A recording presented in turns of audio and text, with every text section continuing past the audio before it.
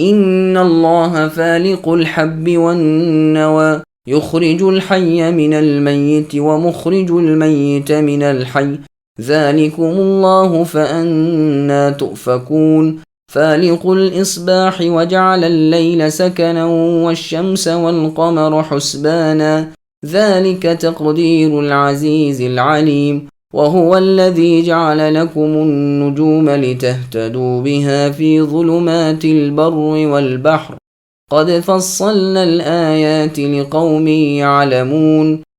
بے شک اللہ تعالیٰ پھاڑنے والے ہیں دانے کو اور گھٹلیوں کو، وہ جاندار کو بے جان سے نکال لاتے ہیں اور وہ بے جان کو جاندار سے نکالنے والے ہیں۔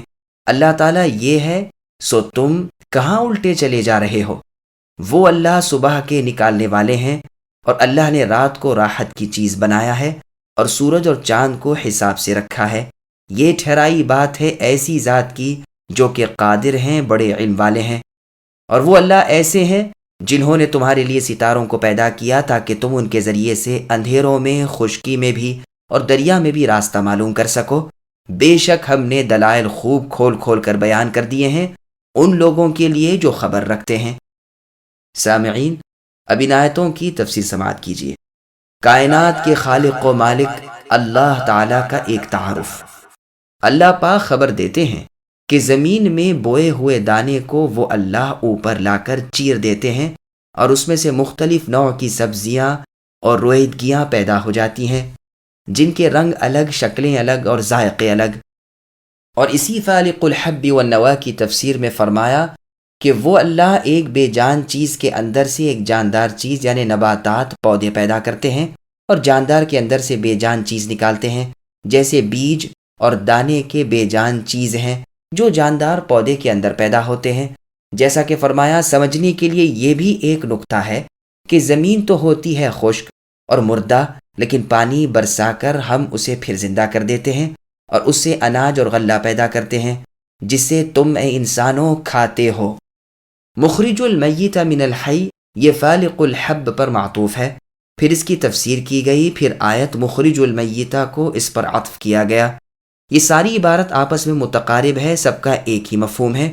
کوئی کہتا ہے بے جان انڈے سے جاندار مرغی کا پیدا کرنا مراد ہے، یا اس کا عکس، کوئی مراد لیتا ہے کہ فاجر سے ولد صالح یعنی بد آدمی سے نیک بچہ، اور مرد صالح سے فاجر ولد مراد ہے، یعنی نیک آدمی سے بدکار بچہ، گنہگار، کیونکہ نیک بمنزل زندہ کے ہے اور بد بمنزل مردہ کے۔ اس کے سوا اور بہت سے امور مراد ہو سکتے ہیں۔ فرمایا ہے کہ ان سب کے فاعل یعنی کرنے والے اللہ اکیلے ہیں جن کا کوئی شریک نہیں ہے۔ تو پھر تم اے انسانوں کدھر بھٹکے جا رہے ہو، حق سے منہ موڑتے ہو، غیر اللہ کی عبادت کرتے ہو۔ وہ روشنی اور تاریکی کے پیدا کرنے والے ہیں، جیسا کہ ابتدائے صورت میں فرمایا کہ اللہ ہی نے تاریکی اور روشنی بنائی، یعنی دن کی روشنی کے اندر سے رات کی تاریکی نکالی، پھر رات کے اندر سے دن نکالا، جس نے سارے افق کو روشن کر دیا۔ رات ختم ہو گئی، تاریکی جاتی رہی، دن چمک اٹھا، جیسا کہ فرمایا رات دن کو ڈھانک دیتی ہے۔ چنانچہ اللہ تعالیٰ چیزوں کے متضاد کی تخلیق پر اپنی قدرت کاملہ کا بیان فرماتے ہیں، اس لیے فرمایا کہ رات کے اندر سے دن کو چیر کر نکالتے ہیں وہی اللہ، اور اسی طرح اس کے برعکس، اور رات کو تاریک اور محل سکون بنایا تاکہ ساری چیزیں اس میں سکون، چین اور راحت لے سکیں، جیسا کہ اللہ نے فرمایا قسم ہے دن کی روشنی کی اور قسم ہے رات کی جو تاریک تر ہو جاتی ہے، اور فرمایا قسم ہے رات کی جو گھٹا ٹھوپ تاریکی بن جاتی ہے، اور دن کی قسم ہے جو خوب روشن ہو جاتا ہے، اور فرمایا قسم ہے دن کی جب اس کی ضیاء خوب پھوٹ پڑتی ہے، اور رات کی جو ساری دنیا کو گھیر لیتی ہے۔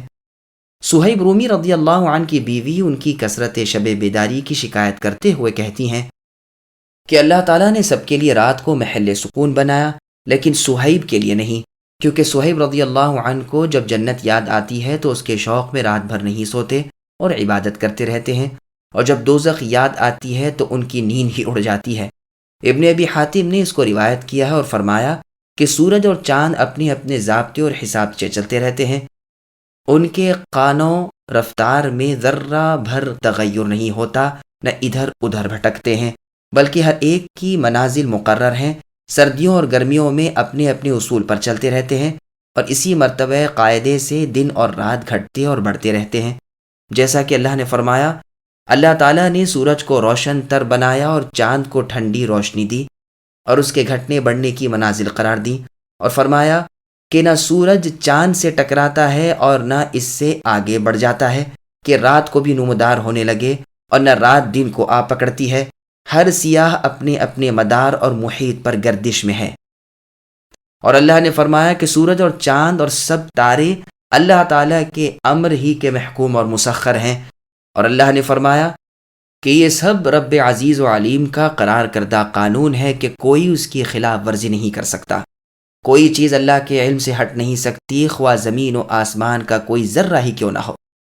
جہاں کہیں اللہ تعالیٰ نے خلق لیل و نہار اور خلق شمس و قمر کا ذکر فرمایا ہے، ان کی پیدائش کا، تو کلام کو عزیز و علیم ہی کے الفاظ پر ختم فرمایا ہے، جیسا کہ یہاں بھی ہے، اور جیسا کہ فرمایا ان کے سمجھنے کے لیے یہ بھی ایک نکتہ ہے کہ رات جس کے اندر سے ہم دن نکالتے ہیں وہ ان کے لیے کیسی تاریک رہتی ہے، اور سورج بھی اپنی ہی قرارگاہ پر حرکت کر رہا ہے اور اپنے مستقر کی طرف جا رہا ہے۔ یہ رب عزیز و علیم کا قرار کردہ معیار ہے۔ جب اللہ پاک نے اول سورہ حامیم السجدہ میں خلق السماوات والارض کا ذکر فرمایا تو ارشاد ہوتا ہے کہ ہم نے اس آسمان کو چراغوں سے مزین کر رکھا ہے، اور یہی چراغ دنیا کی حفاظت کا کام دیتے ہیں، یہ تقدیر عزیز و علیم ہے۔ اور فرمایا کہ اللہ نے تمہارے لیے ستارے بنا رکھے ہیں تاکہ جب تم بحر و بر کی تاریکیوں میں ہو تو ان سے راہ شناسی کا کام لو۔ اللہ تعالیٰ نے فرمایا کہ یہ ستارے ایک تو آسمان کی زینت ہیں، اور دوسرے یہ کہ شیاطین کو اس سے رجم کیا جاتا ہے، اور تیسرے یہ کہ ان سے ظلمات بحر و بر میں راستہ پہچانا جاتا ہے۔ بعض سلف نے کہا ہے کہ نجوم یعنی تاروں کا مقصد صرف یہی 3 چیزیں ہیں، اس سے زیادہ اور کوئی مقصد اگر ان کا کوئی سمجھے تو اس نے خطا کی، اللہ کی آیات پر اضافہ کیا۔ پھر اللہ نے آگے فرمایا کہ ہم نے اپنی آیتیں بہت تفصیل و وضاحت سے بیان کی ہیں تاکہ لوگ کچھ عقل پکڑیں اور حق کو پہچان کر باطل سے اجتناب کریں۔ وَهُوَ الَّذِي أَنشَأَكُم مِّن نَّفْسٍ وَاحِدَةٍ فَمُسْتَقَرٌّ وَمُسْتَوْدَعٌ قَدْ فَصَّلْنَا الْآيَاتِ لِقَوْمٍ يَفْقَهُونَ وَهُوَ الَّذِي أَنزَلَ مِنَ السَّمَاءِ مَاءً فَأَخْرَجْنَا بِهِ نَبَاتَ كُلِّ شَيْءٍ فَأَخْرَجْنَا مِنْهُ خَضِرًا نُخْرِجُ مِنْهُ حَبًّا مُتَرَاكِبًا وَمِنَ النَّخْلِ مِنْ طَلْعِهَا قِنْوَانٌ دَانِيَةٌ وَجَنَّاتٍ مِنْ أَعْنَابٍ وَالزَّيْتُونَ وَالرُّمَّانَ مُتَشَابِهًا وَغَيْرَ مُتَشَابِهٍ انظروا إلى ثمره إذا أثمر وينعه إن في ذلكم لآيات لقوم يؤمنون۔ اور وہ اللہ ایسے ہیں جنہوں نے تم کو ایک شخص سے پیدا کیا، پھر ایک جگہ زیادہ رہنے کی ہے اور ایک جگہ عارضی رہنے کی۔ بے شک ہم نے دلائل خوب کھول کھول کر بیان کر دیے ان لوگوں کے لیے جو سمجھ بوجھ رکھتے ہیں۔ اور وہ اللہ ایسے ہیں جنہوں نے پانی برسایا، پھر ہم نے اس کے ذریعے سے ہر قسم کے نباتات کو نکالا، پھر ہم نے اس سے سبز شاخ نکالی کہ اس سے ہم اوپر تلے دانے چڑھے ہوئے نکالتے ہیں، اور کھجور کے درختوں سے یعنی ان کے گچے میں سے خوشے ہیں جو نیچے کو لٹکے جاتے ہیں، اور انگوروں کے باغ اور زیتون اور انار جو کہ ایک دوسرے سے ملتے جلتے ہوتے ہیں اور ایک دوسرے سے ملتے جلتے نہیں ہوتے۔ ہر ایک کے پھل کو دیکھو جب وہ پھلتا ہے اور اس کے پکنے کو دیکھو، ان میں دلائل ہیں ان لوگوں کے لیے جو ایمان رکھتے ہیں۔ سامعین، اب ان آیتوں کی تفسیر سماعت کیجیے۔ اللہ تعالیٰ کی قدرت کاملہ اور حکمت بالغہ کا مزید بیان۔ اللہ پاک فرماتے ہیں کہ اللہ ہی نے تم کو ایک روح یعنی آدم علیہ السلام سے پیدا کیا، جیسا کہ فرمایا، اے لوگو اس اللہ تعالیٰ سے ڈرو جنہوں نے آدم علیہ السلام کو بنایا، اور اللہ نے ان سے ان کی بیوی کو اور پھر ان دونوں سے بے انتہا مرد اور عورتیں پیدا کی، اور فرمایا کہ پھر تم قرار پذیر ہوتے ہو اور پھر دوسری جگہ سونپ دیے جاتے ہو۔ اس جملے کے معنی میں مفسرین کے اختلافات ہیں۔ مستدرک حاکم میں ابن عباس اور ابن مسعود رضی اللہ عنہما وغیرہ کہتے ہیں کہ مستقر سے مراد رحم مادر ہے، اور مستودع سے مراد پشت پدر یعنی باپ کی پیٹھ کی جگہ ہے۔ اور بعض کہتے ہیں مستقر سے مراد قرارگاہ دنیا اور مستودع سے مراد آخرت بعد از موت۔ سعید بن جبیر رحمہ اللہ کہتے ہیں کہ استقرار فی الارض اور ودیعت بعد مرگ یعنی موت کے بعد مراد ہے۔ حسن بصری رحمہ اللہ کہتے ہیں کہ مرنے پر جو عمل رک گئے یہ مستقر ہے اور مستودع دار آخرت ہے، لیکن قول اول زیادہ درست ہے۔ ہم سمجھنے والوں کے لیے بات کو کس قدر واضح انداز میں بیان کرتے ہیں۔ پھر آگے اللہ نے فرمایا، اللہ ہی نے آسمان سے پانی برسایا جو مبارک ہے اور بندوں کے لیے رزق مہیا کرتے ہیں، مخلوق کی مدد کرتے ہیں، اسی سے ہم ہر قسم کی نباتات اگاتے ہیں، جیسا کہ اللہ نے فرمایا کہ پانی ہی سے ہر شے زندگی پاتی ہے، اسی سے کھیتی اور سرسبز درخت اگتے ہیں، انہی درختوں میں پھر دانے اور پھل پیدا ہوتے ہیں، ہم انہی کے اندر سے ایسے دانے نکالتے ہیں جو ایک سے ایک جڑے ہوتے ہیں، جنہیں خوشے اور گچے کہتے ہو۔ درخت خرما میں خوشے دار ڈالیاں ہوتی ہیں۔ قنوان قنو کی جمع ہے جس کے معنی ہے تازہ خرما کے گچے جو قریب قریب اور ایک دوسرے کے ساتھ جڑے ہیں۔ ابن عباس رضی اللہ عنہ کہتے ہیں کہ قنوان ان دانیہ سے چھوٹے چھوٹے درخت خرما جن کے خوشے زمین سے لگے ہوں مراد ہیں۔ اہل حجاز تو اسے قنوان کہتے ہیں، لیکن بنو تمیم کے قبیلے والے قنیان یا کے ساتھ کہتے ہیں، اور یہ قنو کی جمع ہے جیسے صنوان صنو کی جمع ہے۔ پھر آگے اللہ نے فرمایا کہ انگور کے باغات یعنی انگور کے باغات ہم زمین پر پیدا کرتے ہیں۔ خرما اور انگور کا ذکر فرمایا کیونکہ یہی دونوں اہل حجاز کے بہترین پھل سمجھے جاتے ہیں، بلکہ ساری دنیا کے بہترین ثمر یہی ہیں۔ اللہ پاک اپنے احسان کا ذکر فرماتے ہیں کہ ان خرما اور انگور کے پھلوں سے تم شراب بناتے ہو اور اچھی غذا اپنے لیے تیار کرتے ہو۔ یہ آیت شراب کے حرام ہونے سے پہلے کی ہے، اس بات کو ذہن میں رکھیے۔ اور فرمایا کہ زمین میں ہم نے خرما اور انگور کے باغات بنائے، اور فرمایا کہ زیتون اور انار کے بھی باغات جو پتوں اور شکل کے لحاظ سے ایک دوسرے سے مشابہ اور قریب ہیں، لیکن پھل اور شکل اور ذائقے اور طبیعت کے لحاظ سے بالکل مختلف ہیں۔ پھر آگے اللہ نے فرمایا کہ جب یہ پھل پک جائے تو اس کے پھل کی طرف تو دیکھو، یعنی اللہ تعالیٰ کی قدرت میں تفکر کرو کہ کس طرح ان کو عدم سے وجود میں لائے، حالانکہ پھل بننے سے پہلے یہ بھی جلانے کی لکڑی تھی، پھر یہی لکڑی خرما اور انگور اور دوسرے میوے بن گئی۔ جیسا کہ فرمایا کہ زمین پر گنجان درخت اور انگور اور کھیت کے باغات میں جو خوشے دار بھی ہیں اور غیر خوشے کی بھی، سب کو پانی ایک ہی قسم کا ملتا ہے، لیکن کھانے میں ایک بہت افضل ہوتا ہے دوسرے سے۔ اسی لیے یہاں فرمایا کہ اے لوگو، اس میں اللہ تعالیٰ کی قدرت و حکمت کی کمال دلالتیں ہیں، اس کو ایماندار لوگ ہی سمجھتے ہیں اور اللہ اور رسول صلی اللہ علیہ وسلم کی تصدیق کرتے ہیں۔ وَجَعَلُوا لِلَّهِ شُرَكَاءَ الْجِنَّ وَخَلَقَهُمْ وَخَرَقُوا لَهُ بَنِينَ وَبَنَاتٍ بِغَيْرِ عِلْمٍ سُبْحَانَهُ وَتَعَالَى عَمَّا يَصِفُونَ۔ اور لوگوں نے شیاطین کو اللہ تعالیٰ کا شریک قرار دے رکھا ہے، حالانکہ ان لوگوں کو اللہ تعالیٰ نے پیدا کیا ہے، اور ان لوگوں نے اللہ تعالیٰ کے حق میں بیٹے اور بیٹیاں محض بلا سند تراش رکھی ہیں۔ وہ پاک ہے اور برتر ہے ان باتوں سے جن کو یہ لوگ بیان کرتے ہیں۔ سامعین، اب اس آیت کی تفسیر سماعت کیجیے۔ غیر اللہ کی عبادت اور اس کا بطلان۔ یہاں اس آیت میں مشرکین کا اللہ تعالیٰ رد فرماتے ہیں جو عبادت میں اللہ تعالیٰ کے ساتھ غیر کو شریک کرتے ہیں اور شیطان کی عبادت کرنے لگتے ہیں۔ اگر یہ کہا جائے کہ یہ وہ اصنام کی پرستش کرتے تھے یعنی بتوں کی، پھر شیطان کی پرستش کا کیا مطلب؟ تو جواب یہ ہے کہ یہ بتوں کی عبادت کرتے بھی تھے تو شیطان کے بہکانے اور اس کی اطاعت کرنے کی بنا پر، جیسا کہ اللہ نے فرمایا وہ اللہ تعالیٰ کو چھوڑ کر عورتوں کی عبادت کرنے لگے، یعنی فرشتوں کو اللہ تعالیٰ کی بیٹیاں کہہ کر ان فرشتوں کو اناس یعنی لڑکی کہہ کر ان کی پوجا شروع کر دی۔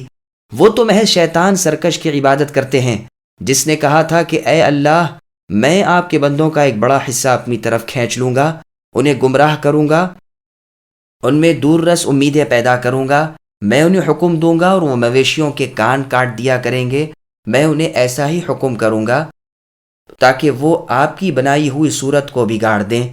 اور جس نے اللہ تعالیٰ کو چھوڑ کر شیطان کو اپنا ولی اور دوست اور سرپرست بنا لیا، وہ بہت کھلے خسارے میں رہا۔ وہ ان مشرکین سے بڑے خوش آئندہ وعدے کرتا ہے، دور رس تمنائیں ان میں پیدا کرتا ہے، اور اس کے سارے وعدے دھوکہ ہوتے ہیں، جیسا کہ ایک دوسری جگہ قرآن میں اللہ نے فرمایا کہ کیا تم اے انسانوں شیطان اور اس کی ذریت یعنی اولاد کو اپناتے ہو، حالانکہ تم کو تو میرا دامن پکڑنا چاہیے تھا۔ اور ابراہیم علیہ السلام نے اپنے باپ آزر سے کہا تھا کہ اے ابا، کیا آپ شیطان کی عبادت کرتے ہیں؟ شیطان تو رحمان کا نافرمان ہے۔ اور جیسا کہ اللہ نے تمام انسانوں کو مخاطب کر کے فرمایا، اے بنی آدم، کیا میں نے تم کو نہ بتا دیا تھا کہ شیطان کی عبادت نہ کرنا؟ وہ تمہارا کھلا دشمن ہے، تم میری ہی عبادت کرو، یہی صراط مستقیم ہے۔ اور فرشتے قیامت کے روز کہیں گے، اے ہمارے رب، آپ پاک ہیں، آپ ہمارے ولی ہیں۔ یہ مشرکین اگرچہ ہمیں آپ کی بیٹیاں کہہ کر پوجتے رہے، لیکن ہمیں ان سے کوئی تعلق نہیں، یہ تو دراصل شیطان کو پوجتے رہے۔ اسی لیے آیت زیر ذکر میں فرمایا کہ ان مشرکین نے شیاطین کو اللہ تعالیٰ کا شریک بنا دیا، حالانکہ ان کو بھی اللہ واحد نہیں پیدا کیا ہے۔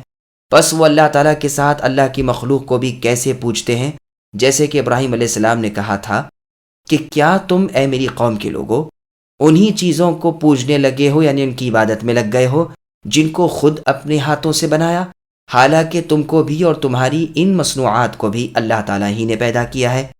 اس لیے چاہیے کہ تم مفرد بالعبادہ ہو کر رب لا شریک اللہ تعالیٰ سے تعلق رکھو۔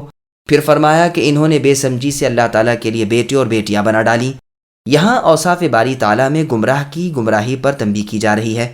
وہ اللہ تعالیٰ کے لیے بیٹے قرار دیتے ہیں، جیسے یہود کہتے ہیں کہ عزیر علیہ السلام اللہ کے بیٹے ہیں، حالانکہ وہ پیغمبر ہیں، اور نصارہ عیسیٰ علیہ السلام کو اللہ تعالیٰ کا بیٹا کہتے ہیں، اور مشرکین عرب فرشتوں کو اللہ تعالیٰ کی بیٹیاں کہتے تھے۔ یہ ظالم جس بات کے قائل ہیں اللہ تعالیٰ اس سے بہت بالا تر اور پاک ہیں۔ خرقو کے معنی ہیں انہوں نے دل سے گھڑ لیا۔ ابن عباس رضی اللہ عنہما کہتے ہیں کہ انہوں نے اٹکل لگائی۔ عوفی رحمہ اللہ کہتے ہیں کہ انہوں نے قرار دیا۔ مجاہد رحمہ اللہ کہتے ہیں انہوں نے جھوٹی بات بنائی۔ مطلب یہ ہوا کہ وہ جن کو اللہ تعالیٰ کا شریک اللہ کی عبادت میں کرتے ہیں، حالانکہ رب معبود حقیقی اکیلے وہی اللہ ہیں، اور انہوں نے ہی انہیں بلا شرکت غیر پیدا کیا ہے۔ یہ مشرکین حقیقت سے واقفیت کے بغیر ایسا کہتے ہیں، اللہ تعالیٰ کی عظمت سے جاہل ہیں۔ جو اللہ تعالیٰ ہے اس کو بیٹا، بیٹی، بیوی کیسے ہو سکتی ہے؟ اسی لیے فرمایا کہ وہ اللہ پاک ہے، ان مشرکوں کی حفوات اور بےہودہ گوئیوں اور بکواس سے بالکل بالا تر، پاک اور منزہ ہے۔ بديع السماوات والأرض أنى يكون له ولد ولم تكن له صاحبة وخلق كل شيء وهو بكل شيء عليم۔ وہ اللہ آسمانوں اور زمین کے موجد ہیں، اللہ تعالیٰ کے اولاد کہاں ہو سکتی ہے، حالانکہ اللہ کی کوئی بیوی تو ہے ہی نہیں، اور اللہ تعالیٰ نے ہر چیز کو پیدا کیا اور وہ ہر چیز کو خوب جانتے ہیں۔ سامعین، اب اس آیت کی تفسیر سماعت کیجیے۔ اللہ کی وحدانیت کا بیان۔ وہ اللہ زمین و آسمان کے موجد ہیں، خالق ہیں۔ کوئی مثال زمین و آسمان کی اللہ کے سامنے نہیں تھی۔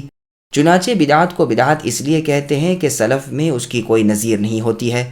لوگ کسی عمل کو اپنی طرف سے ایجاد کر کے اس کو بزعم خود ثواب کا کام سمجھنے لگتے ہیں۔ اللہ کا بیٹا کیسے ہوتا؟ اللہ کی تو بیوی ہی نہیں، اور بیٹا تو دو شیئین متناسبین سے پیدا ہوگا، اور اللہ تعالیٰ کے مناسب و مشابہ تو کوئی چیز بھی نہیں۔ جیسا کہ فرمایا، وہ مشرک کہتے ہیں کہ رحمان نے اپنا ایک بیٹا بنا لیا ہے۔ یہ بڑی جھوٹ بات ہے۔ اللہ ہی نے ہر چیز کو پیدا کیا، پھر اللہ ہی کی مخلوق اللہ کی بیوی کیسے ہوگی؟ اللہ کی تو کوئی نظیر ہے ہی نہیں، پھر اللہ کا بیٹا اللہ کی نظیر بن کیسے آ سکتا ہے؟ اللہ تعالیٰ کی ذات اس سے پاک ہے کہ اللہ کے جیسا کوئی ہو یا اللہ کے برابر کا کوئی ہو۔ اللہ کی نہ کوئی بیوی ہے نہ کوئی اولاد ہے، وہ بیوی اور اولاد رکھنے سے پاک اور بلند تر ذات ہے۔ اللہ ان یہود و نصارہ کو ہلاک اور برباد کر دے کہ جو اس قسم کی حفوات اور بکواس اور ایسے گھنونے شرکیہ الفاظ کو اللہ کے حق میں کہہ کر اللہ کو گالی دے رہے ہیں۔ اللہ ہم تمام مسلمانوں کو شرک سے اپنی پناہ میں رکھے۔ ذلكم الله ربكم لا إله إلا هو خالق كل شيء فاعبدوه وهو على كل شيء وكيل لا تدركه الأبصار وهو يدرك الأبصار وهو اللطيف الخبير۔ یہ ہے اے انسانوں اللہ تعالیٰ تمہارے پالنے والے، اللہ کے سوا کوئی عبادت کے لائق نہیں، ہر چیز کے پیدا کرنے والے تو اللہ ہی ہیں، تم اللہ ہی کی عبادت کرو اور وہ ہر چیز کے کارساز ہیں۔ اللہ کو تو کوئی نگاہ محیط نہیں ہو سکتی اور وہ سب نگاہوں کو محیط ہو جاتے ہیں، اور وہی اللہ بڑے باریک بین باخبر ہیں۔ سامعین، اب ان آیتوں کی تفسیر سماعت کیجیے۔ دیدار الہی کا بیان۔ یہی تمہارے رب ہیں جنہوں نے ہر چیز کو پیدا کیا ہے، اللہ کے سوا کوئی معبود برحق نہیں، وہی ہر چیز کے خالق ہیں، پس تم اللہ کی عبادت کرو اور اللہ کی وحدانیت کا اقرار کرو۔ اللہ کا نہ کوئی لڑکا ہے، نہ کوئی باپ، نہ بیوی، نہ کوئی اللہ کے برابر ہے، نہ اللہ کے جیسا کوئی ہے۔ وہ اللہ ہر چیز پر حفیظ و رقیب ہے، حفاظت کرنے والے ہیں اور نگہبان ہیں، ہر چیز کے مدبر ہیں، وہی روزی رساں ہیں۔ رات اور دن اللہ ہی نے بنائے، اللہ کو نگاہیں پا نہیں سکتی۔ اس مسئلے میں ائمہ سلف کے کئی اقوال ہیں۔ ایک تو یہ کہ اگرچہ آنکھیں اللہ کو آخرت میں دیکھ سکیں گی لیکن دنیا میں نہیں دیکھ سکتی۔ نبی صلی اللہ علیہ وسلم کی احادیث سے بالتواتر یہی ثابت ہے، جیسا کہ صحیح بخاری اور مسلم میں ہے۔ عائشہ رضی اللہ عنہ سے مروی ہے کہ جس نے یہ گمان کیا کہ نبی صلی اللہ علیہ وسلم نے اللہ کو دیکھا تھا تو وہ جھوٹا ہے۔ پھر آپ رضی اللہ عنہ نے یہی آیت پڑھی۔ ابن عباس رضی اللہ عنہما سے اس کے برخلاف مروی ہے، انہوں نے رؤیت باری تعالیٰ کو مطلق رکھا ہے، اور ان سے یہ بھی مروی ہے کہ رسول اللہ صلی اللہ علیہ وسلم نے اپنے دل کی آنکھوں سے اللہ تعالیٰ کو 2 دفعہ دیکھا ہے۔ یہ روایت صحیح مسلم میں ہے، اور یہ مسئلہ اول سورہ نجم میں انشاءاللہ بیان کیا جائے گا۔ ابن عینہ رحمہ اللہ کہتے ہیں کہ دنیا میں نگاہیں اللہ کو نہیں دیکھیں گی، اور دوسروں نے کہا کہ اس کا مطلب یہ ہے کہ آنکھ بھر کر اللہ کو نہیں دیکھ سکتے۔ اس سے تخصیص ہوتی ہے اس رؤیت کی جو مؤمنین کو دار آخرت میں حاصل ہوگی، یعنی تمام اہل ایمان مرد و عورتیں اللہ تعالیٰ کے خوبصورت چہرے کو بروز قیامت جنت میں دیکھیں گے انشاءاللہ۔ اللہ ہم تمام کو اپنے خوبصورت چہرے کا دیدار جنت میں نصیب فرمائے۔ اور معتزلہ گمراہ فرقے نے اپنی اقتضاء فہم کی بنا پر اس کا جو مطلب سمجھا وہ یہ ہے کہ نہ دنیا میں اللہ کو دیکھ سکتے ہیں نہ آخرت میں۔ یہ عقیدہ اہل السنہ والجماعہ اہل الحدیث کے خلاف ہے، جو نادانی کی بنا پر ہے، کیونکہ اللہ تعالیٰ کے قول سے یہ بات ثابت ہوتی ہے، یعنی اللہ تعالیٰ نے فرمایا ایماندار لوگوں کے چہرے اس روز یعنی بروز قیامت شگفتہ رہیں گے اور اپنے رب کی طرف وہ نظر اٹھائے ہوئے ہوں گے۔ نیز کافروں سے متعلق اللہ تعالیٰ فرماتے ہیں کہ وہ کافر اپنے رب کو دیکھنے سے حجاب میں ہوں گے، یعنی وہ رب کو نہیں دیکھ سکیں گے۔ اس سے اس بات پر دلالت ہوتی ہے کہ مؤمنین کے لیے اللہ تعالیٰ کو دیکھنے سے حجاب نہیں ہوگا، اور متواتر احادیث سے بھی ثابت ہے کہ مؤمنین دار آخرت میں اللہ تعالیٰ کو جنت کے باغات میں دیکھیں گے۔ اللہ تعالیٰ اپنے فضل سے یہ بات نصیب فرمائے، آمین۔ اور یہ بھی کہا گیا ہے کہ مراد یہ ہے کہ عقول ادراک نہیں کر سکیں گی، اور ایسا خیال بہت عجیب ہے اور ظاہر آیت کے خلاف ہے، جس کا مطلب یہ ہوا کہ ادراک کے معنی رؤیت کے ہیں، واللہ عالم۔ نیز دوسروں کا یہ خیال ہے کہ رؤیت کو ثابت مانتے ہوئے ادراک کے انکار کا خلاف نہیں، اس لیے کہ ادراک رؤیت سے خاص تر ہے اور خاص کی نفی سے عام کی نفی نہیں ہوتی۔ اب جس ادراک کی یہاں نفی کی گئی ہے یہ ادراک کس قسم کا ہے، اس میں کئی قول ہیں، جیسے معرفت حقیقت، اور حقیقت کو جاننے والا تو بجز اللہ تعالیٰ کے اور کوئی نہیں ہو سکتے۔ اگرچہ مومن کو رؤیت ہوگی لیکن حقیقت اور ہی چیز ہے۔ چاند کو سب دیکھتے ہیں لیکن اس کی حقیقت، اس کی ذات اور کنہ تک کسی کی رسائی نہیں ہو سکتی۔ بس اللہ تعالیٰ تو بے مثل ہے، یعنی اللہ کی جیسی کوئی چیز ہی نہیں۔ ابن علیہ رحمہ اللہ کہتے ہیں کہ نہ دیکھنا مخصوص ہے دنیا کے اندر، یعنی دنیا میں آنکھوں سے کوئی بھی اللہ تعالیٰ کو نہیں دیکھ سکتا۔ بعض کہتے ہیں کہ ادراک رؤیت سے خاص تر ہے، کیونکہ ادراک احاطہ کر لینے کو کہتے ہیں، اور عدم احاطے سے عدم رؤیت لازم نہیں آتی، جیسے سارے علم کا احاطہ نہ ہونے سے یہ لازم نہیں آتا کہ مطلق علم ہی حاصل نہیں۔ انسان کو احاطہ علم کا حاصل نہ ہونا اس آیت سے ثابت ہے کہ لا یحیطون بہ علما، اور صحیح مسلم میں ہے رسول اللہ اپنی دعا میں یوں فرماتے تھے کہ اے اللہ میں آپ کی ثنا کا احاطہ نہیں کر سکتا۔ اس کا یہ مطلب تو نہیں ہو سکتا کہ مطلق ثنا بھی نہیں کر سکتا۔ ابن عباس رضی اللہ عنہما کا قول ہے کہ کسی کی نگاہ اللہ تعالیٰ کو گھیر نہیں سکتی۔ اکرمہ رحمہ اللہ سے کہا گیا کہ لا تدرکہ الابصار، تو کہا کہ کیا تم آسمان کو نہیں دیکھ سکتے ہو؟ کہا کہ ہاں دیکھ سکتے ہیں۔ تو کہا کیا پورا آسمان بیک نظر دیکھتے ہو؟ غرض یہ کہ اللہ کی شان اس سے بالا تر ہے کہ اللہ پر نگاہیں پڑ سکیں اور وہ نگاہیں اللہ کو پورے طور پر گھیر سکیں۔ اللہ پاک نے فرمایا کہ مؤمنین کے چہرے اس درجہ شگفتہ ہوں گے اور اپنے رب کو دیکھیں گے، لیکن اللہ کی عظمت کی وجہ سے نگاہیں اللہ پر محیط نہ ہو سکیں گی۔ سنن ترمذی نیز مستدرک حاکم السنن لابن ابی عاصم وغیرہ میں ابن عباس رضی اللہ عنہما کا قول ہے، کہتے ہیں کہ نبی صلی اللہ علیہ وسلم نے اپنے رب تعالیٰ کو دیکھا تھا۔ جب کہا گیا کیا اللہ تعالیٰ نے نہیں کہا ہے کہ لا تدرکہ الابصار، تو آپ رضی اللہ عنہما نے فرمایا یہ اللہ کا نور ہے جو اللہ کا ذاتی نور ہے، جب وہ اپنی تجلی کریں گے تو آنکھیں اللہ کو نہیں دیکھ سکتی۔ اور بعض یہ مطلب بیان کرتے ہیں کہ کوئی شے اللہ کے سامنے قائم نہیں رہ سکتی، چنانچہ صحیح مسلم، مسند طیالسی، مسند احمد وغیرہ میں ہے۔ اللہ کے رسول فرماتے ہیں اللہ تعالیٰ نہ سوتے ہیں، نہ سونا اللہ تعالیٰ کی شان کے لائق ہے۔ وہ اللہ میزان قائم کیے ہوئے ہیں، دن کے اعمال رات ہونے سے پہلے اور رات کے اعمال دن ہونے سے پہلے اللہ کے سامنے پیش ہو جاتے ہیں۔ اللہ کا حجاب نور ہے یا نار ہے؟ اگر وہ اٹھ جائے تو اللہ کے چہرے کی تجلی ساری دنیا کو جلا ڈالے گی، یعنی اللہ تعالیٰ کے چہرے سے پھوٹنے والی روشنی تمام کائنات کو جلا کر راکھ کر دے گی۔ سابقہ آسمانی کتابوں میں یہ بات درج ہے کہ اللہ تعالیٰ نے موسیٰ علیہ السلام سے کہا تھا کہ اے موسیٰ، کوئی زندہ میری تجلی پا کر زندہ نہیں رہ سکتا اور کوئی خشک چیز بغیر فنا کے نہیں رہ سکتی۔ اللہ تعالیٰ نے فرمایا کہ جب اللہ تعالیٰ نے پہاڑ پر تجلی کی تو وہ پہاڑ شکستہ و سوختہ ہو کر رہ گیا اور موسیٰ علیہ السلام بے ہوش ہو کر گر پڑے، اور جب ہوش میں آئے تو کہا سبحانک تبت الیک وانا اول المؤمنین۔ ادراک خاص یوم قیامت میں رؤیت کی نفی نہیں کرتا، وہ عباد مؤمنین پر اپنی تجلی فرمائیں گے۔ اللہ کی تجلی اور جلال و عظمت اللہ کے حسب منشا ہوگی، نگاہیں اس کو بتمام ادراک نہیں کر سکتی۔ اسی لیے ام المؤمنین عائشہ رضی اللہ عنہا آخرت میں رؤیت کے قائل ہیں اور دنیا میں رؤیت کی نفی کرتی ہیں۔ انہوں نے بھی احتجاج اسی آیت سے کیا ہے۔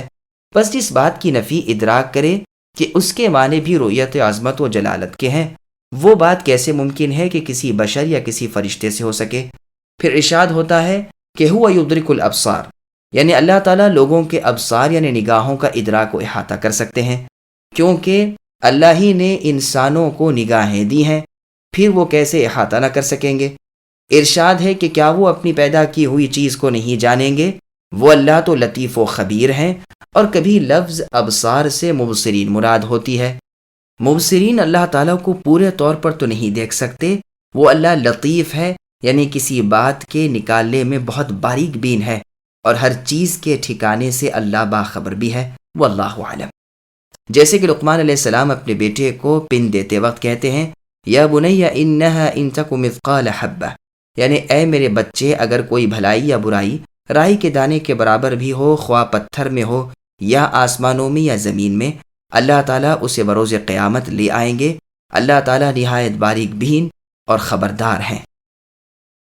قد جاءكم بصائر من ربكم فمن أبصر فلنفسه ومن عمي فعليها وما أنا عليكم بحفيظ وكذلك نصرف الآيات وليقولوا درست ولنبينه لقوم يعلمون۔ اب بلا شبہ تمہارے پاس اے انسانوں تمہارے رب کی جانب سے حق بینی کے ذرائع پہنچ چکے ہیں، سو جو شخص دیکھ لے گا وہ اپنا فائدہ کرے گا، اور جو شخص اندھا رہے گا وہ اپنا نقصان کرے گا، اور میں تمہارا نگران تو نہیں ہوں۔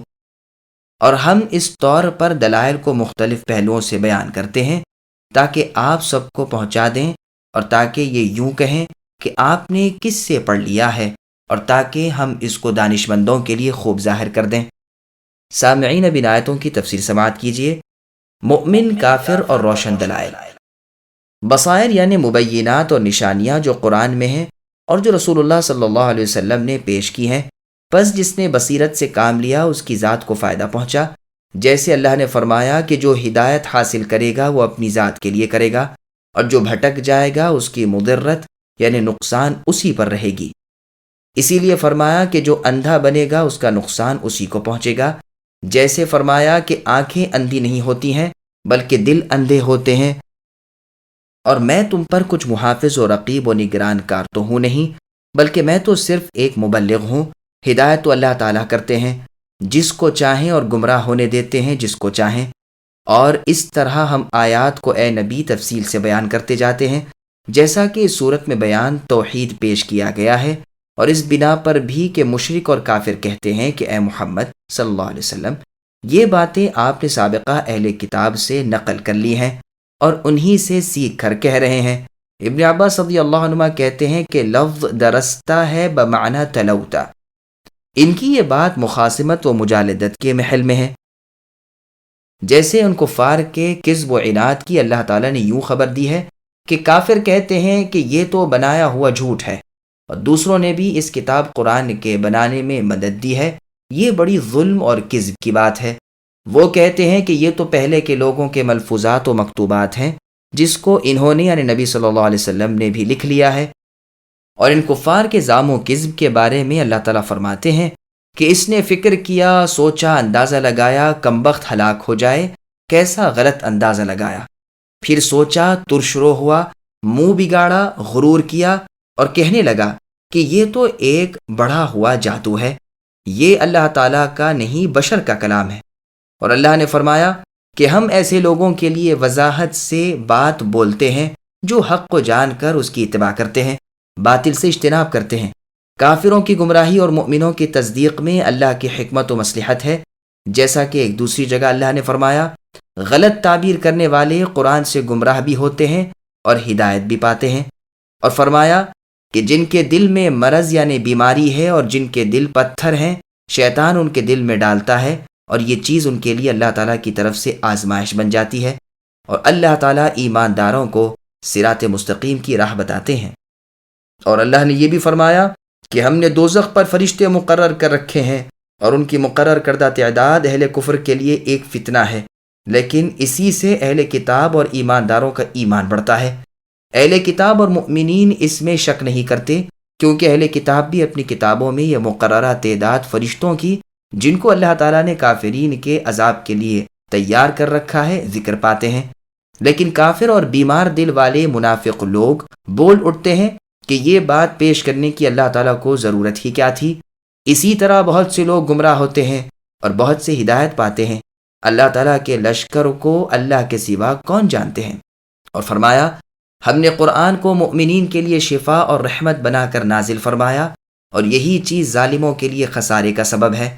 اور فرمایا کہ اے نبی کہہ دیجئے یہ قرآن مؤمنین کے لیے ہدایت و شفا ہے، اور کافروں کے کانوں میں ڈانٹ لگے ہوئے ہیں اور وہ اندھے ہیں۔ قرآن کا متقین کے لیے ہدایت ہونا اور ہدایت و ضلالت اس کے منشے پر موقوف ہونا، اس موضوع پر بہت آیتیں ہیں۔ اسی لیے یہاں فرمایا کہ ہم آیتیں کیسے کیسے پھیر پھیر کر بیان کرتے ہیں، لیکن کافر یہی کہتے ہیں کہ محمد صلی اللہ علیہ وسلم نے یہ قرآن کہیں سے لکھوا لیا ہو۔ ابن عباس رضی اللہ عنہما نے درستہ بمعنی قرأت و تعلمت بیان کیا ہے، اور حسن رحمہ اللہ بمعنی تقاومت کہتے ہیں۔ عامر بن دینار کہتے ہیں کہ ابن زبیر رضی اللہ عنہما کہتے تھے کہ بچے یہاں دارستہ پڑھتے ہیں، اور ہے لفظ درستہ قرأتا۔ ابن مسعود رضی اللہ عنہ درستہ نصب سین اور وقف تا کے ساتھ ہے، اور اس کے معنی ہے تقاومتا، مطلب یہ ہوا کہ جو چیز تم ہمیں اے نبی سنا رہے ہو، ہم متقدمین کے ذریعے اس سے واقف ہیں۔ ابن مسعود رضی اللہ عنہ کی قرأت میں درسہ ہے، یعنی محمد صلی اللہ علیہ وسلم نے اس کو سیکھ رکھا ہے۔ یہ اختلاف عجیب ہے۔ درست قرأت وہی ہے جو قرآن مجید میں محفوظ اور بالتواتر چلی آئی ہے، یعنی درستہ۔ اتبع ما أوحي إليك من ربك لا إله إلا هو وأعرض عن المشركين ولو شاء الله ما أشركوا وما جعلناك عليهم حفيظا وما أنت عليهم بوكيل۔ آپ اے نبی خود اس طریق پر چلتے رہیے جس کی وحی آپ کے رب تعالیٰ کی طرف سے آپ کے پاس آئی ہے۔ اللہ تعالیٰ کے سوا کوئی لائق عبادت نہیں، اور مشرکین کی طرف خیال نہ کیجیے، اور اگر اللہ تعالیٰ کو منظور ہوتا تو یہ شرک نہ کرتے، اور ہم نے آپ کو اے نبی ان کا نگران نہیں بنایا، اور نہ آپ ان پر مختار ہیں۔ سامعین، اب ان آیتوں کی تفسیر سماعت کیجیے۔ نبی صلی اللہ علیہ وسلم اور امت کے لیے اللہ تعالیٰ کا حکم۔ اللہ تعالیٰ رسول کریم صلی اللہ علیہ وسلم اور آپ کی امت کو حکم دیتے ہیں کہ وحی کی ہی تم اقتداء کرو اور اسی پر عمل کرو، کیونکہ یہی حق ہے اور اس میں کوئی آمیزش نہیں ہے، اور ان مشرکین سے اعراض کرو، ان سے درگزر کرو، ان کی ایذا رسانی کو برداشت کر لو، حتیٰ کہ اللہ تعالیٰ تم کو ان معاندین پر فتح اور ظفر عطا فرمائے، اور جان لو کہ ان کی گمراہی میں اللہ تعالیٰ کی حکمت ہے۔ اگر اللہ تعالیٰ چاہتے تو ساری دنیا ہی کو ہدایت یافتہ کر دیتے، سب ہدایت پر متفق ہو جاتے، اور شرک کرنے والے شرک کرتے ہی نہیں۔ اس میں اللہ تعالیٰ کی خاص حکمت ہے، وہ اللہ جو کرتے ہیں اس پر اعتراض نہیں کیا جا سکتا۔ ہاں، وہ سب سے باز پرس کرتے ہیں، ہم نے تم کو اے نبی ان کا ذمہ دار نہیں بنایا ہے، ان کے جی میں جو آئے کہیں اور کریں، آپ ان پر نگران کار نہیں ہیں، نہ آپ ان کو رزق دیتے ہیں، آپ کا کام تو صرف تبلیغ کر دینا ہے، جیسا کہ فرمایا کہ ان کو نصیحت کیجیے، آپ صرف نصیحت اور خیر خواہی کرنے والے ہیں، آپ ان کے لیے ربانی فوجدار نہیں، اور فرمایا کہ تبلیغ آپ کا کام ہے اور پھر باز پرسی ہمارا کام ہے۔ ولا تسبوا الذين يدعون من دون الله فيسبوا الله عدوا بغير علم كذلك زينا لكل أمة عملهم ثم إلى ربهم مرجعهم فينبئهم بما كانوا يعملون۔ اور گالی مت دو ان کو جن کی یہ لوگ اللہ تعالیٰ کو چھوڑ کر عبادت کرتے ہیں، کیونکہ پھر وہ براہ جہل حد سے گزر کر اللہ کی شان میں گستاخی کریں گے۔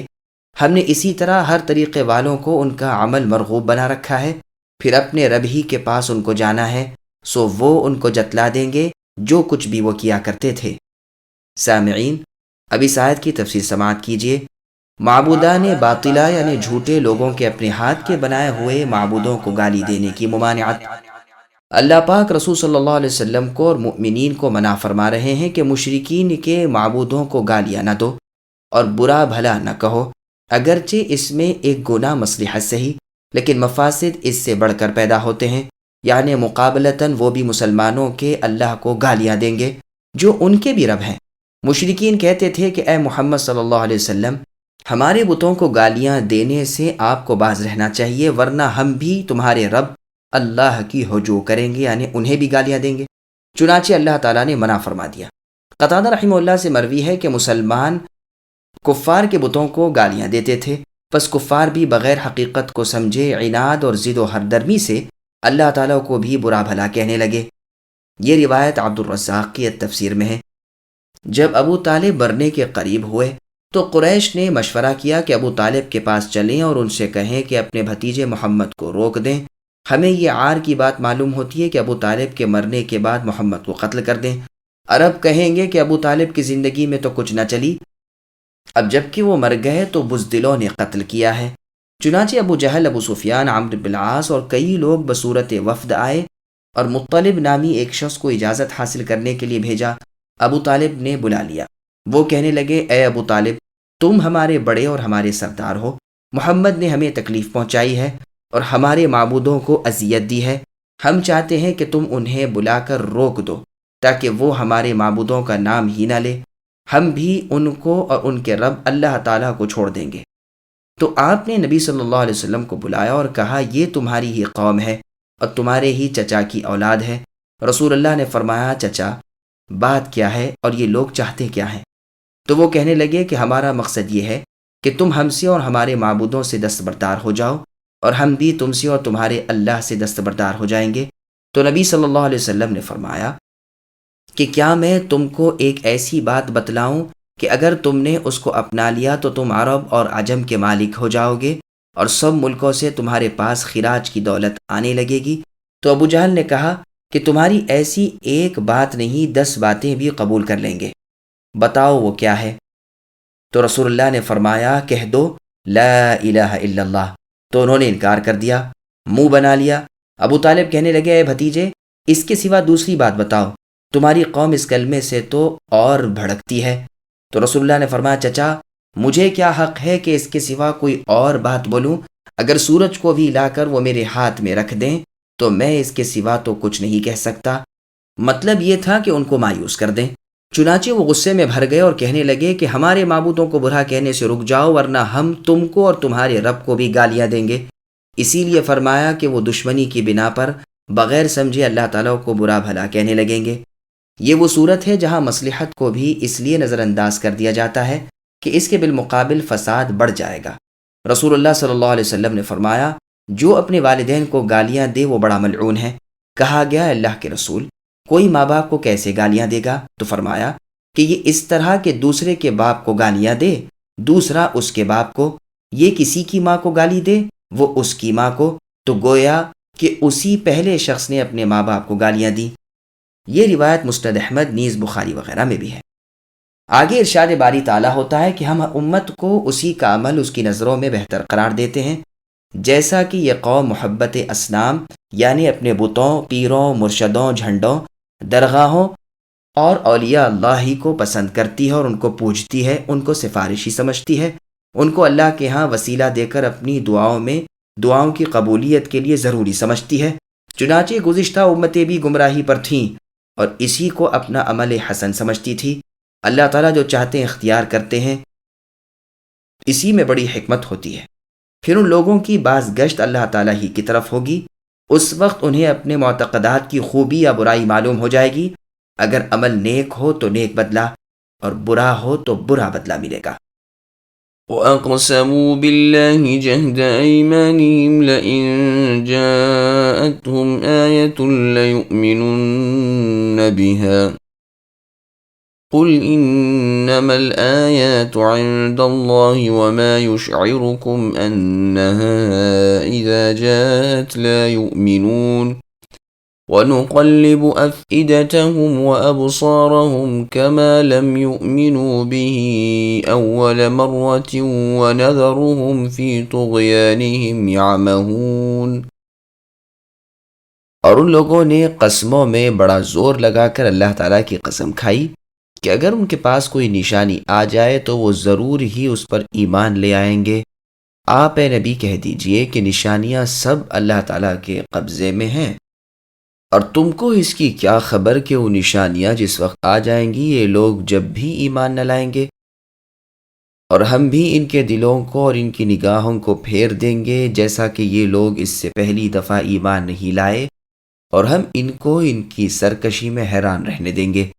سامعین، اب ان آیتوں کی تفصیل سماعت کیجیے۔ کفار کا معجزات طلب کرنا اور اللہ تعالیٰ کا جواب۔ مشرکین اللہ تعالیٰ کی قسمیں کھا کھا کر بیان کرتے ہیں کہ اگر انہیں کوئی معجزہ اور خرق عادت بتائی جائے تو وہ ایمان لائیں گے۔ تو اے نبی آپ کہہ دیجئے کہ معجزے تو اللہ کے پاس ہیں، اگر وہ چاہے تو معجزہ بتا دیں اور نہ چاہیں تو نہ بتائیں۔ چنانچہ اللہ پاک نے فرمایا کہ وہ قسمیں کھا کھا کر بیان کرتے ہیں، لیکن بات یہ ہے کہ ان میں سے اکثر لوگ نادان ہیں۔ اور فرمایا کہ ہمیں معجزات بھیجنے سے صرف یہ بات روکتی ہے کہ ان کے پہلوں نے بھی معجزے دیکھنے کے باوجود انکار کر دیا تھا، اور یہ بھی انکار کر دیں گے تو فوری عذاب میں گرفتار ہو جائیں گے، اور جو مہلت کے حاصل ہے وہ بھی جاتی رہے گی۔ تم کو کیا خبر، وہ تو معجزہ دیکھ کر بھی ایمان نہیں لائیں گے۔ کہا گیا ہے کہ یشعرکم کے ذریعے مشرکین کو مخاطب بنایا گیا ہے، گویا کہ اللہ تعالیٰ ان سے فرماتے ہیں کہ کیا یہ ایمان والی بات جو قسمیں کھا کر بیان کی جاتی ہے تم در حقیقت سچ سمجھتے ہو؟ انہا اذا جاءت لا یؤمنون ایک قراءت میں ان زیر سے ہے، اس بنا پر کہ معجزات دیکھنے کے بعد نفی ایمان کی خبر شروع کی جا رہی ہے، اور جملہ شروع ہوتا ہے تو انہا سے پڑھنا پڑتا ہے، اور بعض تو تؤمنون یعنی تا سے اس لفظ کو پڑھا ہے۔ اور کہا گیا ہے کہ قول وما یشعرکم کے مخاطب مؤمنین ہیں، یعنی اے مؤمنو کیا تم جانتے ہو کہ ان نشانیوں کے ظاہر ہونے کے بعد بھی یہ کفار ایمان نہیں لائیں گے؟ اس صورت میں انہا الف کے زیر کے ساتھ بھی آ سکتا ہے اور الف کے زبر کے ساتھ بھی، یعنی یشعرکم کا معمول ہو کر، اور اس صورت میں لا یؤمنون کا لا صلہ واقع ہوگا، جیسا کہ فرمایا ما منعک الا تسجد اذ امرتک، یہاں بھی اللہ کا ان صلہ واقع ہوا ہے۔ اور قول باری تعالیٰ ہے وحرام علی قریۃ اہلکناہا انہم لا یرجعون، یعنی جب میں نے تجھ کو حکم دے دیا تھا تو کس چیز نے اے ابلیس تجھے آدم کو سجدہ کرنے سے منع کیا؟ تقدیر اس آیت کی یوں ہے کہ اے مؤمنو، تمہارے پاس اس کا کیا ثبوت ہے کہ یہ کفار مشرکین اپنی مطلوبہ نشانی اور معجزہ پا کر ایمان ضرور لے ہی آئیں گے؟ اور بعض نے یہ بھی کہا ہے کہ انہا بمعنی لعلہا ہے، بلکہ ابی بن کعب رضی اللہ عنہ کی قرات میں انہا کے بدلے لعلہا ہی ہے۔ اہل عرب سے سنا گیا ہے اذهب الى السوق انک تشتری لنا شیئا، یعنی بازار جاؤ تم میرے لیے وہاں سے کچھ خریدو گے، بمعنی لعلک تشتری ہے یعنی شاید خریدو گے۔ اسی طرح اس دعوے پر اشعار عرب بھی پیش کیے گئے ہیں۔ قولہ تعالی وَنُقَلِّبُ أَفْئِدَتَهُمْ وَأَبْصَارَهُمْ كَمَا لَمْ يُؤْمِنُوا بِهِ أَوَّلَ مَرَّةٍ، ان کفار و مشرکین کے انکار اور کفر کی وجہ سے ان کے دل اور ان کی نگاہیں ہم نے پھیر دی ہیں، اب یہ کسی بات پر جمنے والے نہیں، ایمان میں اور ان میں فرق پڑ گیا ہے۔ یہ دنیا جہان کی نشانیاں دیکھ لیں گے لیکن ایمان نہ لائیں گے، جیسا کہ پہلی دفعہ ان کے اور ان کے ایمان کے درمیان حائل ہو گئے تھے۔ ابن عباس رضی اللہ عنہما کہتے ہیں کہ اللہ تعالیٰ نے خبر دے دی ہے ان کے کہنے سے پہلے ہی کہ یہ کیا کہنے والے ہیں، اور عمل کرنے سے پہلے ہی اطلاع دے دی کہ کیا عمل کریں گے، اور فرمایا کہ شخص آگاہ کے مانند کوئی تم کو پکی بات نہیں بتا سکتا۔ انسان کہے گا ہائے افسوس جو زیادتی اور جو گناہ کہ میں نے کیے ہیں، حتیٰ کہ فرمایا کہ وہ کہیں گے کہ کاش ہمیں دنیاوی زندگی کا ایک اور موقع ملتا تو ہم نیکوں میں سے ہوتے۔ اللہ تعالیٰ فرماتے ہیں کہ اگر وہ دنیا میں پھر واپس بھی جائیں تو بھی ہدایت پر نہ چلیں گے، اور فرمایا کہ اگر دنیا میں پلٹائے گئے تو منہیات کا پھر ضرور ارتکاب کریں گے، یعنی جن کاموں سے اللہ نے انہیں روکا تھا وہ پھر سے کریں گے۔ وہ جھوٹ کہہ رہے ہیں کہ نیک بنیں گے، دوبارہ دنیا میں جانے کے بعد بھی وہ حسب زندگی سابقہ ایمان نہیں لائیں گے، کیونکہ اس وقت کی طرح اس وقت بھی ہم ان کے دل اور ان کی آنکھوں کو منقلب کر دیں گے، اور پھر بھی ان کے اور ہدایت متوقع کے درمیان پردہ حائل ہی رہے گا، اور ہم انہیں ان کی سرکشیوں میں بھٹکنے کے لیے چھوڑ دیں گے۔ وَلَوْ أَنَّنَا نَزَّلْنَا إِلَيْهِمُ الْمَلَائِكَةَ وَكَلَّمَهُمُ الْمَوْتَى وَحَشَرْنَا عَلَيْهِمْ كُلَّ شَيْءٍ قُبُلًا مَا كَانُوا لِيُؤْمِنُوا إِلَّا أَن يَشَاءَ اللَّهُ وَلَكِنَّ أَكْثَرَهُمْ يَجْهَلُونَ وَكَذَلِكَ جَعَلْنَا لِكُلِّ نَبِيٍّ عَدُوًّا شَيَاطِينَ الْإِنسِ وَالْجِنِّ يُوحِي بَعْضُهُمْ إِلَى بَعْضٍ زُخْرُفَ الْقَوْلِ غُرُورًا وَلَوْ شَاءَ رَبُّكَ مَا فَعَلُوهُ فَذَرْهُمْ وَمَا يَفْتَرُونَ وَلِتَصْغَىٰ إِلَيْهِ أَفْئِدَةُ الَّذِينَ لَا يُؤْمِنُونَ بِالْآخِرَةِ وَلِيَرْضَوْهُ وَلِيَقْتَرِفُوا مَا هُمْ مُقْتَرِفُونَ۔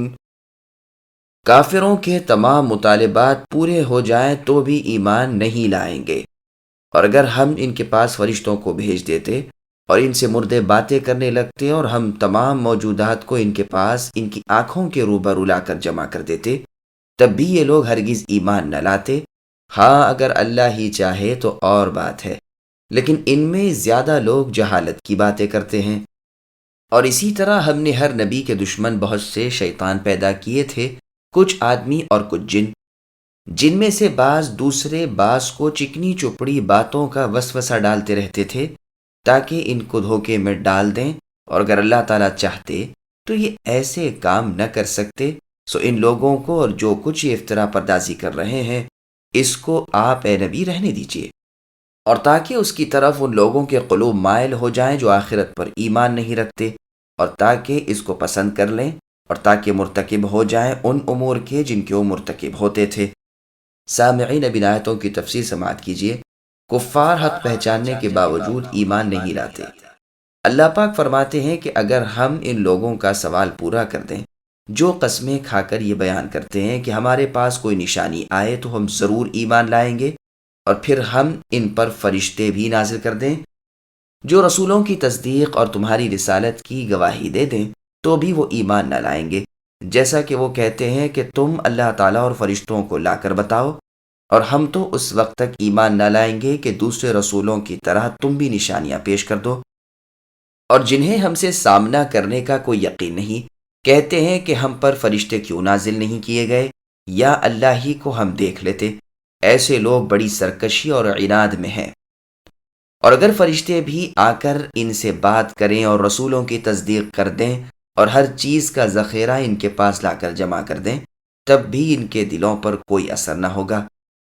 بعض نے قبلن کو کسر قاف اور فتحہ با کے ساتھ پڑھا ہے، جس کے معنی مقابلہ اور معائنے کے ہیں، اور بعض نے دونوں حرفوں کو پیش سے پڑھا ہے، جس کے سبب معنی ہوئے کہ گروہ در گروہ، فوج در فوج لوگ بھی آ کر تصدیق رسول کر دیں تو بھی یہ کفار و مشرکین ایمان نہ لائیں۔ ہدایت صرف اللہ تعالیٰ کا کام ہے، کتنے ہی لوگ کیوں نہ ہو انہیں ہدایت نہیں کر سکتے۔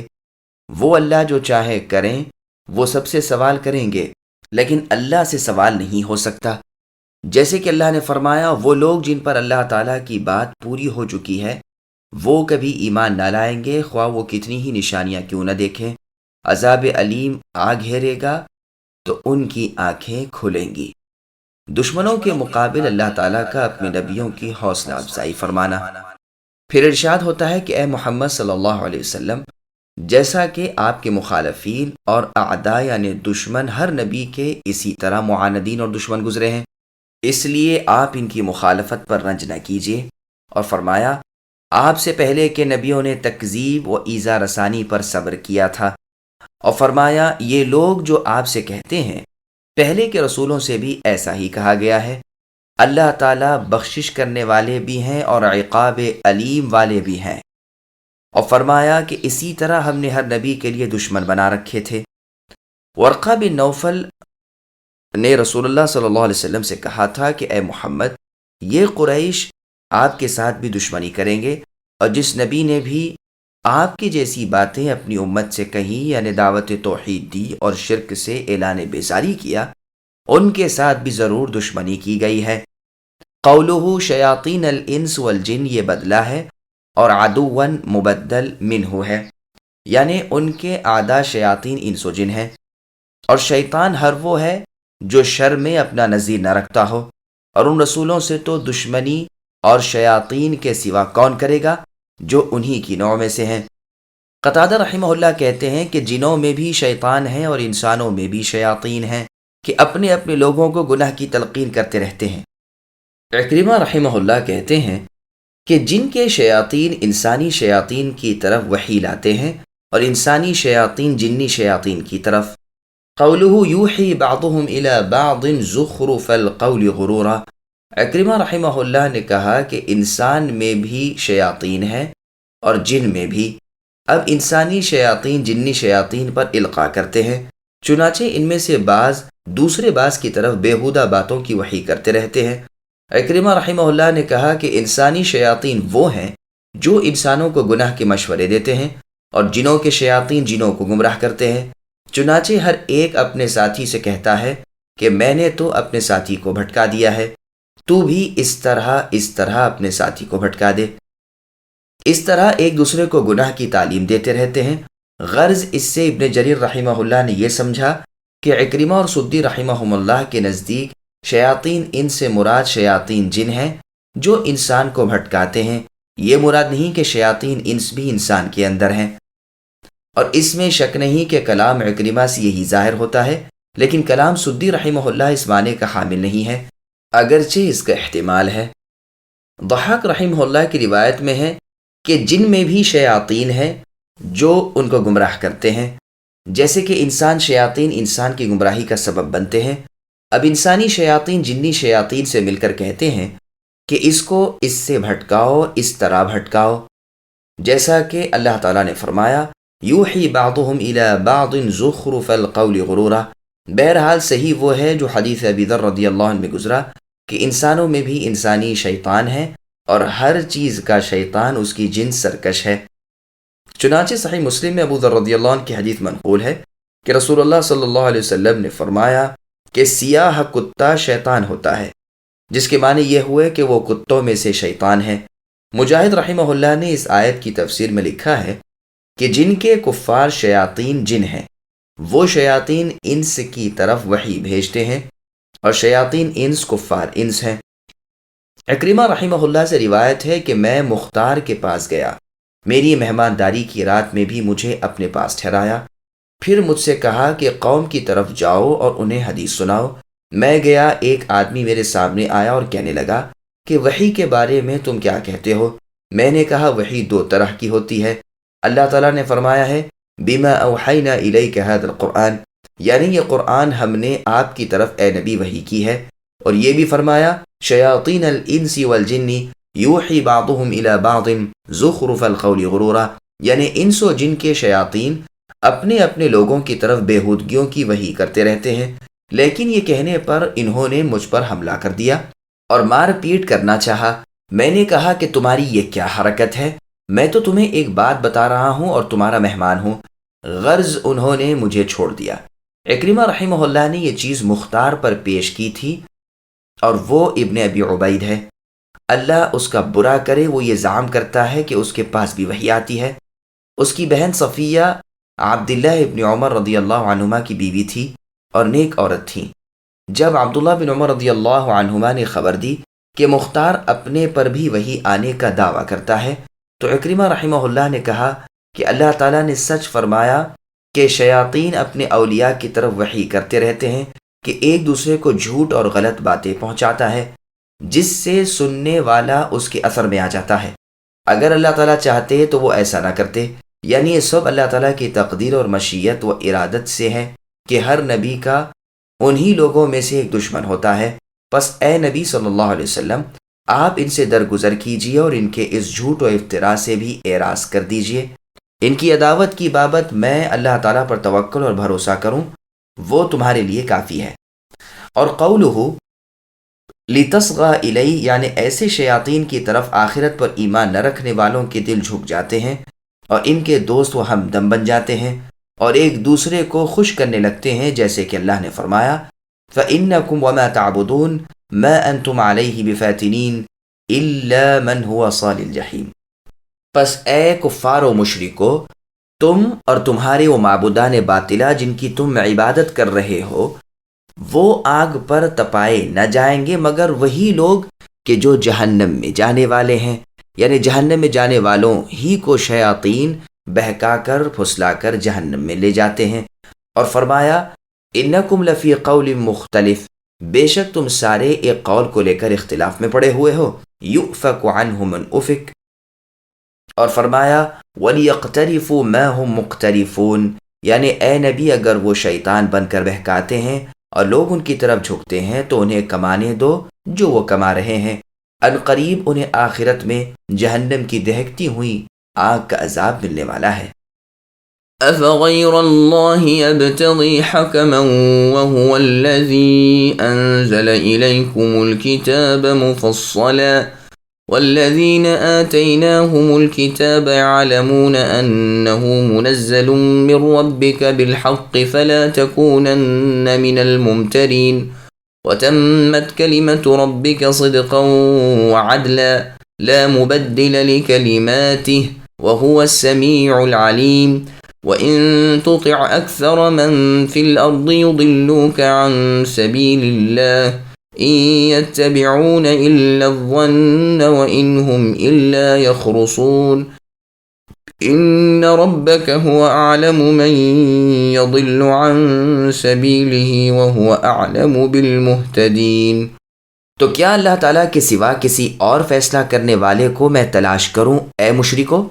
حالانکہ وہ اللہ تعالیٰ تو ایسے ہیں کہ جنہوں نے ایک کتاب کامل تمہارے پاس بھیج دی ہے، اس کی حالت یہ ہے کہ اس کے مضامین خوب صاف صاف بیان کیے گئے ہیں، اور جن لوگوں کو ہم نے کتاب دی ہے وہ اس بات کو یقین کے ساتھ جانتے ہیں کہ یہ آپ کے رب کی طرف سے واقعیت کے ساتھ بھیجی گئی ہے، سو آپ شبہ کرنے والوں میں سے نہ ہوئیے۔ اور آپ کے رب کا کلام واقعیت اور اعتدال کے اعتبار سے کامل ہے، اللہ کے کلام کا کوئی بدلنے والا نہیں، اور وہ اللہ خوب سن رہے ہیں، خوب جان رہے ہیں۔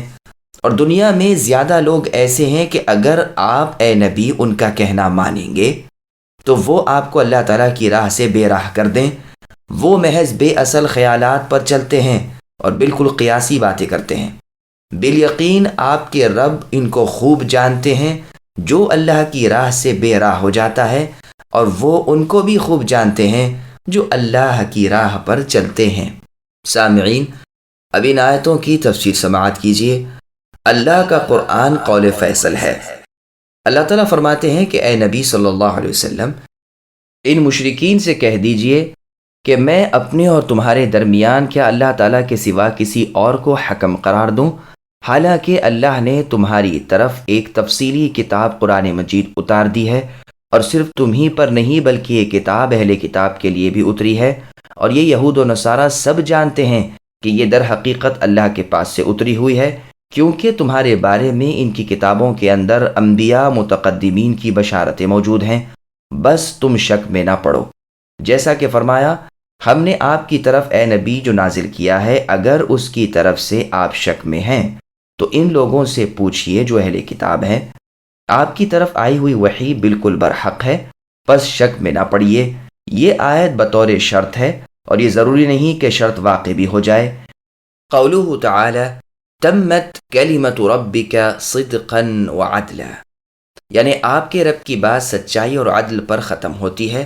جو کچھ وہ اللہ فرماتے ہیں امر حق ہے، امر حق ہونے میں کوئی شبہ نہیں ہو سکتا، اور جو کچھ وہ حکم دیتے ہیں وہ عدل کے سوا اور کچھ نہیں ہوتا۔ وہ اللہ جس بات سے روکتے ہیں وہ باطل ہوتی ہے، فساد انگیز چیز ہی سے وہ روکتے ہیں، جیسا کہ اللہ نے فرمایا یأمرہم بالمعروف وینہاہم عن المنکر، یعنی دنیا اور آخرت میں اللہ کے احکام بدلنے والا کوئی نہیں۔ وہ اپنے بندوں کی باتوں کو سنتے ہیں، ان کی حرکات و سکنات کو جانتے ہیں، اور ہر عامل کے عمل کا بدلہ اسی کے مطابق دیتے ہیں۔ دنیا میں گمراہ لوگوں کی کثرت ہے۔ پھر اللہ فرماتے ہیں کہ اکثر بنی آدم کے احوال گمراہی سے پر ہیں، جیسا کہ فرمایا پہلے کے اکثر لوگوں نے گمراہی اختیار کر لی تھی، اور فرمایا کہ تم اے نبی کتنی ہی تمنا کیوں نہ کرو، اکثر لوگ تو ایمان لانے والے ہیں ہی نہیں، وہ گمراہی میں ہیں۔ اور لطیفہ یہ ہے کہ خود انہیں اپنے عمل اور کردار پر یقین نہیں، وہ ظن باطل میں بھٹک رہے ہیں، اٹکل سے باتیں بنا لیتے ہیں، توہم پرستی میں گھرے ہوئے ہیں۔ الا یخرصون، خرص کے معنی اٹکل اور اندازہ، خرص النقل کہتے ہیں کہ درخت اور پودوں کا اندازہ لگانا۔ اللہ تعالیٰ کی مشیت اور اندازہ یہ ہے کہ وہ اپنی راہ سے بھٹکنے والوں کو خوب جانتے ہیں، اسی وجہ سے بھٹکنا ان پر آسان کر دیتے ہیں، اور ہدایت پانے والوں کو بھی اللہ تعالیٰ خوب جانتے ہیں، اور ان پر بھی ہدایت کو آسان بنا دیتے ہیں۔ ہر ایک کے لیے جو مناسب ہے وہی اس پر آسان ہوتی ہے۔ اے دلوں کے پھیرنے والے اللہ، ہمیں اپنی اطاعت اور دین کی طرف پھیر دیجئے، اور ان پر ثابت قدمی نصیب فرمائیے۔